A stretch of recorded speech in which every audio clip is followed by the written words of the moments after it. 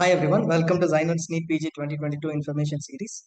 The All India Counseling for PG Medical Seats for 2022-23 admission session has started with the registration on September 15th.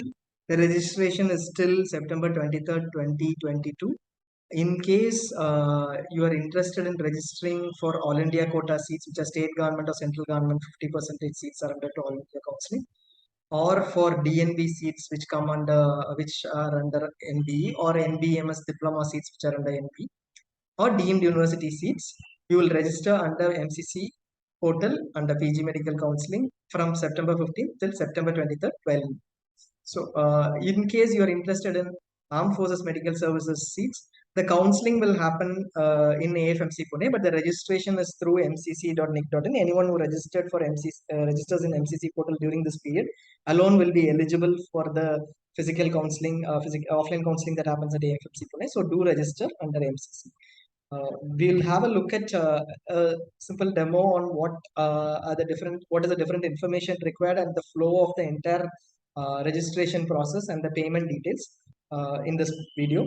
We'll start with the main page that you land in after you enter mcc.nic.in and select PG Medical Counseling. You will have a new online registration for round 1 link over here, and clicking on it, you will move on to this page. Note that these details or sign in is only for those candidates who have already registered for 2022. As a new candidate, you're just going to register, and so you will have to click the new candidate registration button. And once you click on it, you will be able to see this page, which is the governing conditions page. You can click on I agree, and it will take you to the NEET PG candidate registration page. This is the first page, which is the validation or confirmation page. What is validation or confirmation? Anyone who registers should, in your roll number, should have the exact details that you have. So basically, this is to confirm that you alone would register based on the information which is private to you alone. For instance, an EPG roll number, application number, and your mother's name, date of birth, and the combination of these would be checked and validated against the information that is available and that you had input during your NBE exam application for NEET PG 2022. Only if it is exactly the same, you will be able to move on to the next step of registration. So, what details are required? The NEET PG roll number is required, which starts with 2266.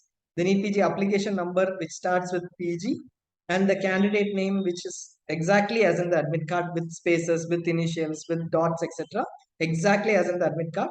The mother's name, as in this, it will be available in the scorecard or in your NEET PG application form, and the date of birth, and then you enter the security. After you enter these details, in case you get an error message saying that you are either ineligible or the details entered are incorrect, it is because of two reasons. One, you may be under the 50 percentile or under the 40 percentile criteria and you are not eligible for this registration, or it is highly likely that you have entered some wrong information here. Basically, you have copied, pasted something, or you have added a leading space or a trailing space, or a space at the beginning or the end, or you have added an initial or a full or a full stop, etc. somewhere here, and your mother's name is not right. So unless the information here is wrong and you are not eligible, the system will not throw an error. So if there is an issue, it is because you have entered the wrong information. And go back to your admit card, don't copy paste, type the information over here, and you should be able to register smoothly. After you click on the submit button, after entering the security pin, you will be taken to a page where you will enter your password and your email ID and your mobile number, and post that you will get an OTP to your mobile number and email ID. One of these you need to enter and then complete the registration, and then come back to the form for sign in. You will have your NEET PG roll number and the password you entered for signing in. Once you click on sign in, it will take you to this page for completion of your registration process. You have generated your login ID. You will complete your registration process by filling in these forms. What do you do by filling in these forms? While you start, you will enter all the details which are editable and which are necessary for completion of these forms. For instance, here you can change your religion, you can change your marital status, and you can change, but you will not be able to change your person with disability status or your category or nationality.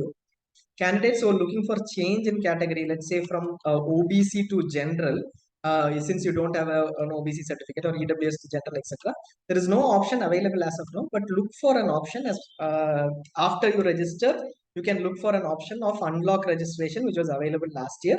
There are candidates who are representing, even if it is not available now, we expect that it will be available, but keep representing to MCC, asking them to create an unlock registration option.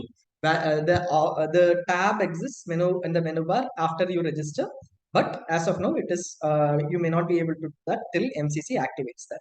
Now, if you are willing to apply for Armed Forces Medical Colleges, mention yes here and select priority. For here, priority is priority 5 is civilian doctors. The rest of the priorities are priority 1 to 4, which are AFMS officers, foreign students, or sponsored officers, or ex-service, short service commission officers, AFMS officers. Now, if you're confused about whether to select yes or no for armed forces, whether you want to attend or not, choose yes. There is no difference in the registration fee. There is no difference in the you can always opt out of AFMS even if you have mentioned yes. So don't worry about it. Just choose yes. Go ahead and select priority 5 if you are civilian, and then finally, when AFMS counseling happens after round 1 of All India, you can choose whether to attend or not. This will not stop you from attending any other counseling. And this, by choosing yes, you don't mandatorily need to attend AFMS counseling. You can always skip that. As you move on to the next page, you will have this qualification, the qualification details that need to be entered. Passing status is passed, and passing year is the MBBS passing year. This is the year that is mentioned in your degree certificate as this person has passed MBBS on this particular month here. This is usually the date you completed your exams, not the result date. Let's say 2019 you completed your exams and 2020 your results are out. Then 2019 would be the year of passing in your degree certificate. You can enter 2019. Enrollment number is the enrollment number as mentioned in the MBBS degree certificate. This is not a mandatory one. You can always enter NA over here and move ahead. There was a notification last year. But still, if your MBBS degree certificate has an enrollment number or a roll number, you can enter that. Some degree certificates have a registration number and a roll number. You can enter the roll number or the registration number. Doesn't matter. This is not used anywhere, even in university or college. This is a this is not this will have a list of institutes which are limited to the central universities. So if you are an MBBS from these institutes, then select the institute. If you are not an MBBS from these institutes, go on to select others and then type in the university college name over here. It does not matter if you type in only the college name, only the university name, or college name followed by the university name. It is not used. This entire column of university or college is used only to provide internal quota choice selection for those candidates who passed MBBS from these institutes. So don't worry about this. If you're from another institute, just type others, and whatever college name you input is not going to be validated. It is okay if you enter just the college name in short, in with or without address, with or without university, doesn't matter. You can move on to the next page, and after you move on to the next page, you will have the internship completion details to be filled. You can enter the institute where you completed internship and the internship start date and the end date. It will be yes because internship has to be completed by July 31st. It will obviously be yes over here. If you had made a mistake in the MBA application form in mentioning the start date or the completion date, you mention the right dates over here. These are not going to be checked anywhere. When you go to admission, whether what you mentioned in the MBA exam doesn't matter, what you mentioned here doesn't matter. What matters is you will have to have a CRRI or an internship certificate, which is valid and you completed your internship by 31st July. This information is not going to be shared, so don't worry about whether this is the same as MBA information. There's no validation. The next step is the selection of counseling. So the counseling, selection of counseling, basically the quotas that you were interested in for counseling. We always, you can select All India quota. You can select DNB quota. This is auto selected since we already said yes for armed forces. If you are interested in both All India quota and DNB quota, select both. You will still pay only 26,000 rupees. 26,000 is for UR categories to UR or UWS category students. For OBC category students or SC/ST PWD students, it will be 10,500. You select All India quota and you are not interested in DNB quota, we still suggest that you select both because it is going to be the same registration fee, and you don't fill in DNB choices. You will not be confused about what will happen if at all you decide to take up DNB at a later point in time. You can always select both and pay the same registration amount. In case you are interested in deemed, you can also check deemed. Your total amount here will reflect 2,05,000. So if you select all four, you will be 2,05,000 that you need to pay. Note that if you select only deemed, then two and remove all the other ones, you will still pay 2,05,000. So we always suggest if you are interested in deemed, you also select the other quotas just in case you feel that at a later point in time you're okay with an NBMS diploma seat, you can choose those. So just select it. There are queries on what will happen if I select only All India quota DNP and then whether I'll be able to change in round 2 to deemed. There was an option add on deemed in round 2. Yes, there was an option available for unlocking registration. We suggest that you do it from round 1, select all quotas. But if you're interested, there was an option available in round 2 last year. We expect that that will happen this year. Can't assure, but we expect that there will be a reset option where you can add on deemed by paying the difference in fee between 2,05,000 and 26,000 in round 2 or possibly during the registration this time itself. Now, on clicking the next button, you will go on to enter the contact details. This need not be the same as whatever you mentioned in your MD application form.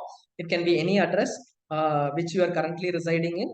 There is no correspondence that is usually sent, and if you have a different permanent address, you can mention a different permanent address as well. And after clicking on save and next, you will come on to this page, which is the preview and final submit. Here you will have all the details that you have entered. You can cross check every detail that is entered and then finally submit it. The most important check would be over here on the quotas that you are looking at: NBMS, DNB quota, All India quota, and Armed Forces quota. Again, we are emphasizing DNB seats and NBMS diploma seats come under NBMS DNB quota, not under All India quota. All India quota is only state PG MDMS seats or central government PG Medical Institute MDMS seats. For DNB seats, you will have to select this quota. If it is not there, then go back to previous and select NBMS DMB quota, and then finally click on this button for accepting the veracity of the declarations, and then save and final submit. You will have an OTP, and then you can you'll have a confirmation, and then you can submit, and that will be the end of this process. Post this, there will be a payment that is required, so you can move on to the payment after this stage. The payment can be done through a payment gateway, through net banking or credit card or debit card. For those who are paying 26,000 or 10,500, you can pay through UPI too. And once payment is done, you will have a completion of registration. You will have your registration completed. After this stage and submitting, you can come back to pay at any point in time later. And you can, but we would suggest that you make the payment as soon as possible, so that if there are any challenges in payment, you can check whether payment completion, you receive a payment a day or two later if there is a failed payment, and then repay if you have got the amount refunded. Now we have got a separate video on the payment related queries, the fee related queries, and what happens when there is a transaction failure, and how to manage the entire fee process at the institute level as well. The link is available in the description. Have a look at the link as well. If there are any queries, please post them here. Thank you for watching this video. Hope this was helpful. Please share it with others too if you think it will be helpful. Thank you.